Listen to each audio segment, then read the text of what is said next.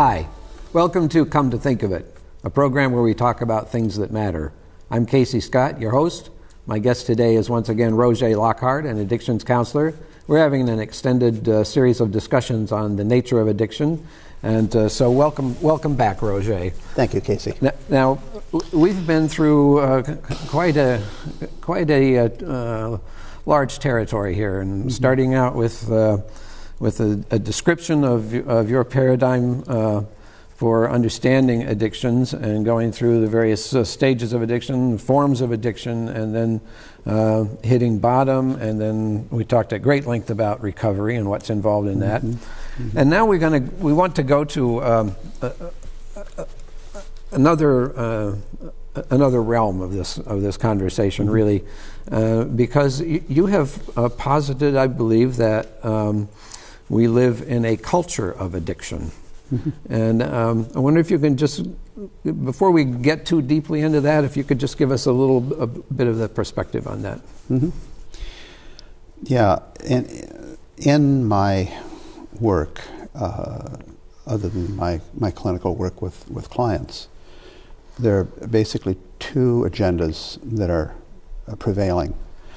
One of which is to convey and illuminate a way of understanding addiction that avoids some of the, I think, misunderstandings, and in some instances gross misunderstandings, that I think gravely compromise our effectiveness in dealing with addiction in the conventional image of what we're talking about when we say addiction, drug addiction and so forth.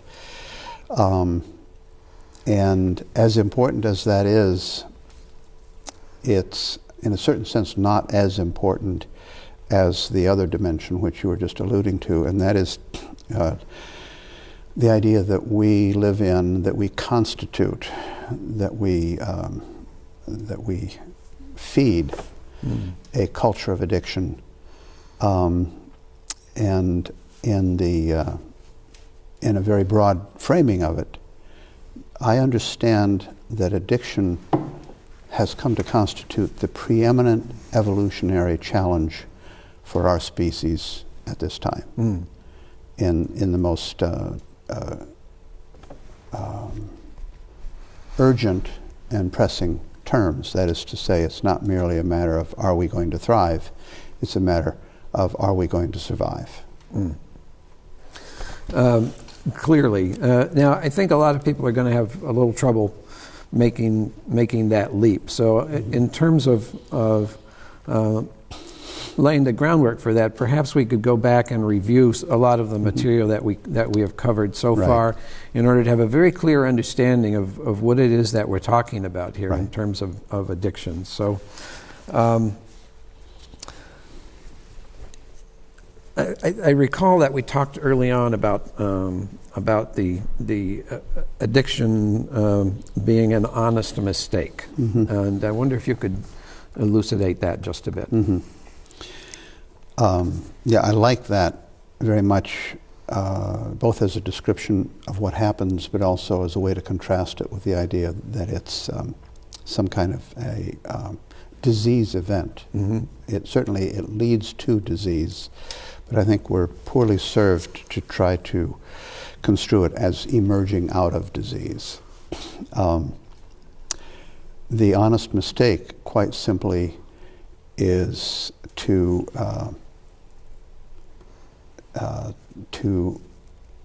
in fact, it's even challenging in a certain sense to call it a mistake, because in the moment of making the mistake, we don't really have grounds to recognize it as a mistake. And what I'm referring to, that initial invitation into the addictive journey, if you will. What has happened is that we have made a discovery. We may have stumbled into it. It may have been recommended to us by others. We may have arduously sought it. But in any case, what we come across is some systematic method that brings us an experience of existential enhancement, of fulfillment of our deepest, most compelling and informing longings, like that. And just like any other sentient creature, when we find a shortcut to something that is desired, that is attractive for us, we take it. And we not only take it, but we look forward to taking it again, typically ASAP. What we find, and what we've talked about a great deal over these last many sessions, both, as you said, both in its original visitation and then when it falls apart, when it breaks down in the event called hitting bottom after what is called progression, in the sobriety path. The core error is a belief system having to do with first the desirability and ultimately the necessity of control as the preeminent existential support and remedy. I can't help mention, because I had such a vivid image here of the as you were speaking of the Charles Atlas ads that we experienced in the back of comic books, where you were the 98-pound weakling getting the sand kicked in his face by the bully, and then he goes off and trains ever so briefly to become the mighty. Whereas what you were describing in terms of that initial experience that leads to addiction, he doesn't even need to order anything from Charles Atlas. All he has to do is take a drink, and he's 6 feet tall and bulletproof. So that's the kind of experience that we're talking about. Yes, and I want to emphasize that one man's existential solution is another man's existential catastrophe. And that for some people, you know, that the robustness, the liveliness, the energetic aspect of the Charles Atlas, etc., is ranging from unattractive to horrifying for other people whose existential solution is more along the lines of taking shelter.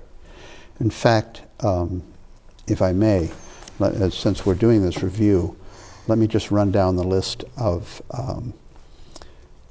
feelings / yearning payoffs that tend to characterize that initial introduction to an addictive technology, and we'll come back.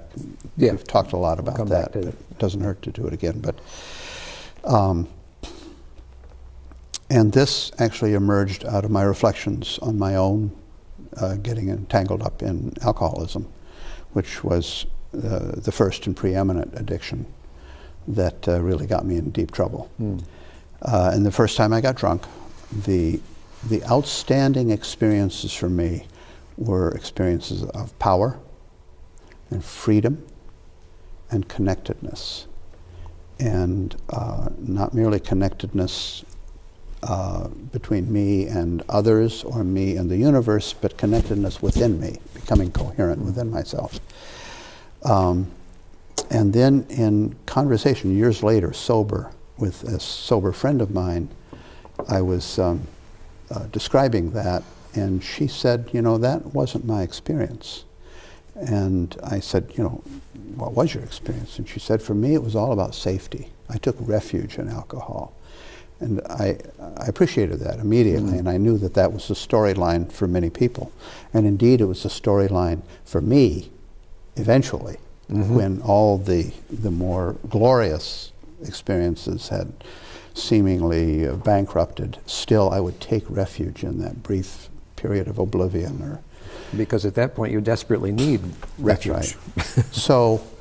So just to flesh out this model then, power, freedom, connectedness, and safety, what I observe is that it is in the striving for these things that we develop a body of meaning that helps us define ourselves and ourselves in the world, and that out of this entire enterprise of striving for fulfillment of longings and meaning making evolves our identity, du jour, which is a constantly evolving thing. And I emphasize that because one simple way of thinking about my perspective on addiction is that addiction is on behalf of solving the problem of self. That is to say, the embrace of the addictive technology is on behalf of solving the problem of self, which is simply how can I be the optimal version of myself in my experience. Mm-hmm. Not necessarily in any other realm other than what I experience. Yeah. I mean, other people may find me quite objectionable and problematic. So we come into this this necessity ultimately to control feeling states. Right. So. You mentioned this technology, and we talked a little bit about technology, and the way in which you use the term, which is a little different than what most people understand. But I want to introduce that topic by asking this question, and that is that in terms of this being an honest mistake, and the description of the addictive technology as a shortcut to this fulfillment that we're seeking. Isn't it true that the very thing that gets us into trouble here is the ability to create these shortcuts and the desire to have them? Isn't that the very thing that has made our species so spectacularly successful on this planet? Absolutely. But it's kind of a truism in the realm of evolutionary theory and reflection and observation that to be successful is a very dangerous proposition,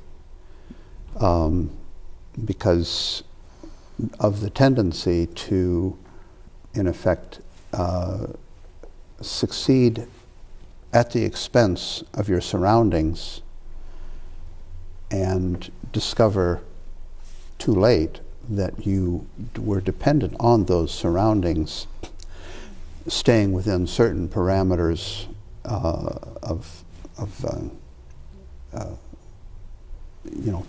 different elements.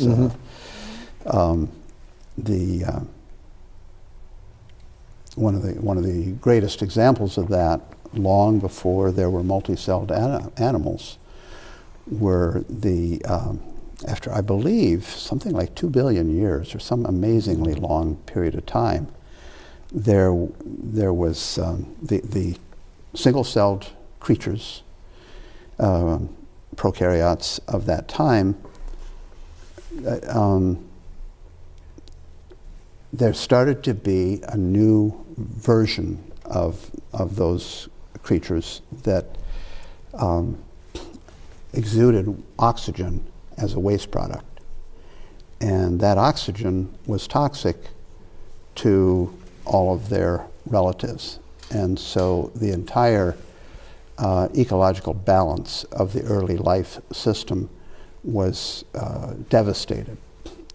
And at the same time, that devastation created the oxygen-rich atmosphere that we have today, that we and the life forms we're most familiar with thrive on. So success in evolutionary terms is a tricky business. Well, we're seeing that every day now, and just the double edge of success. Right. In one way that I like to think about and talk about our evolutionary challenge as a species is how to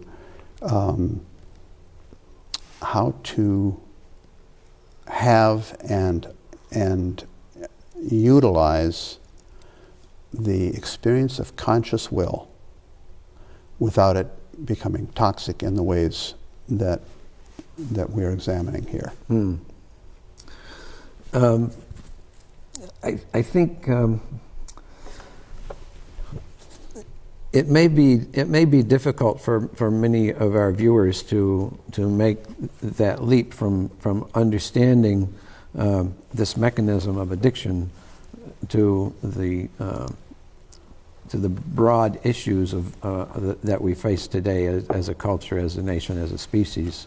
But I think we can get there by going back and examining the process just a little bit. And you have a 25-word summary that I think is very effective in helping us get there. I think it's 21. 21, yes. And it goes like this. Addiction is all about moving from fulfillment of longings to pain. Sobriety is all about moving through pain to fulfillment of longings.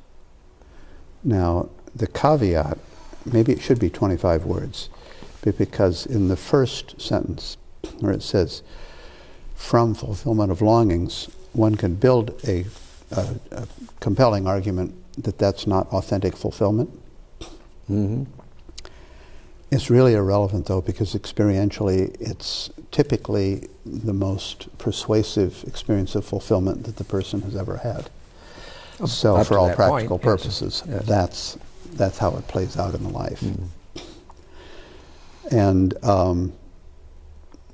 as we're going to see in a future program, I believe, this formula of moving from fulfillment of longings to pain and then through pain, ideally, if this happens, which it doesn't a great percentage of the time, through the pain to fulfillment of longings, that can happen on any imaginable macro level that we might think of.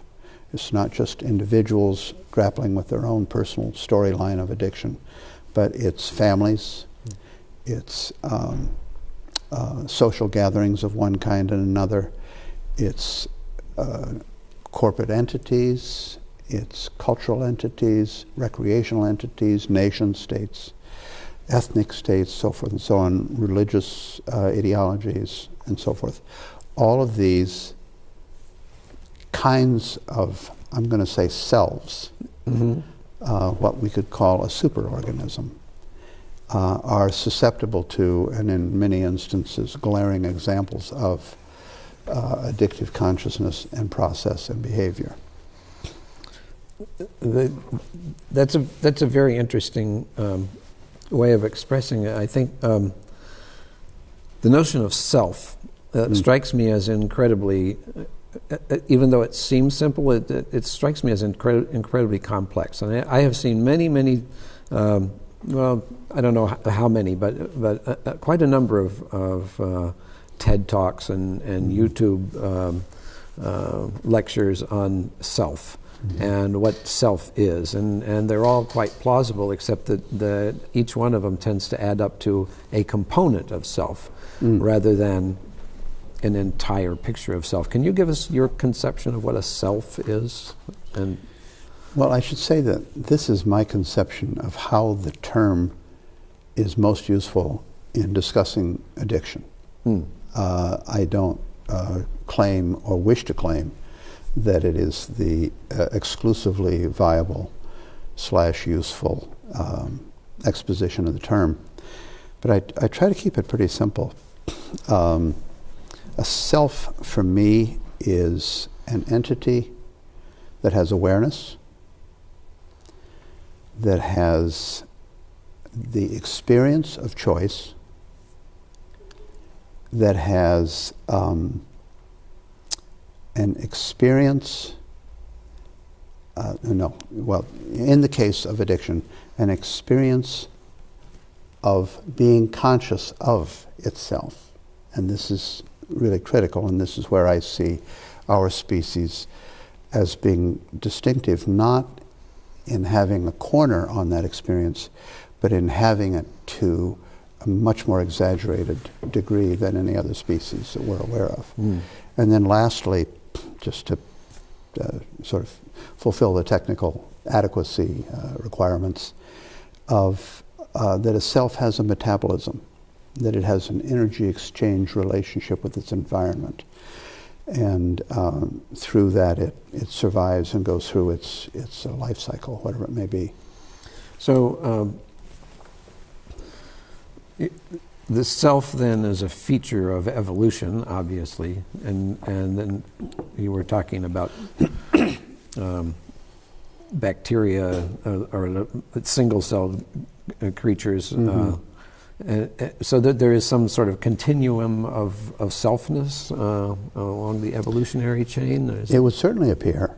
And this is a very lively and animated discussion in evolutionary circles, and fairly controversial, but with all that controversy and so forth, it's sort of unmistakable that life seems to have a tendency to move toward greater and greater levels of complexity, even when you interrupt the crap out of it.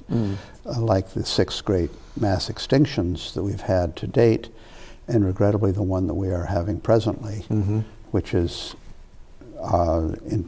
brought about by human behavior. And again, my perspective is human behavior fueled certainly very considerably, and I suspect principally, by addictive process. And this is again where we are challenged to learn the lessons of conscious choice, of will.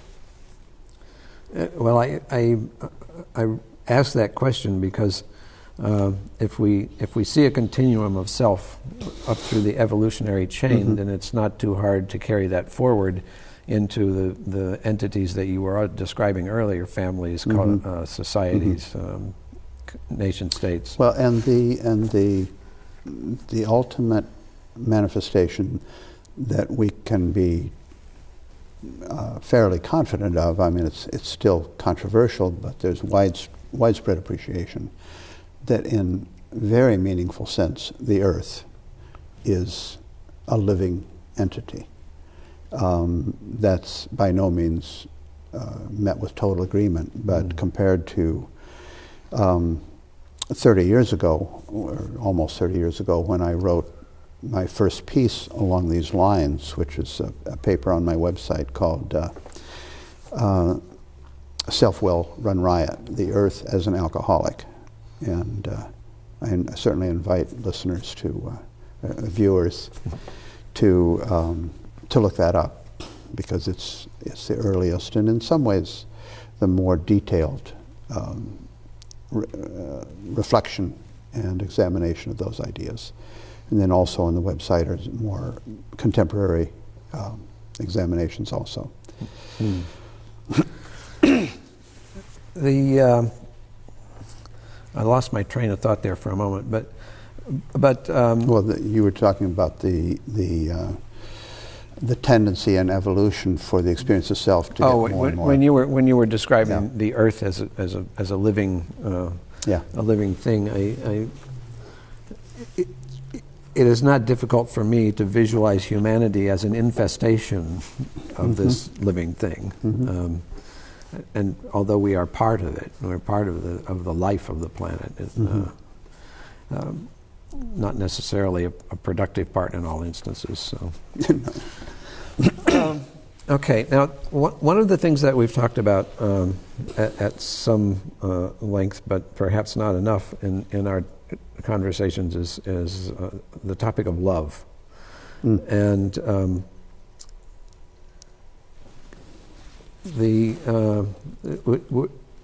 you have another construct that I like a lot, which is I think that you call the 5 levels of trust. Can you elucidate that, because I think that's very useful here. Yeah, this I do too, but it's important to clarify that we're now talking about the other trajectory, the other side of addiction. Yeah, in other words, for those people,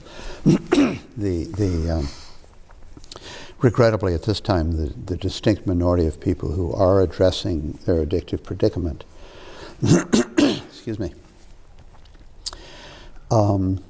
one can step back and view that process, because again, let's recall, sobriety is all about moving through pain to fulfillment of longings. Mm-hmm. And like addiction, it's on behalf of a transformative experience of self. But unlike addiction, this is the real deal.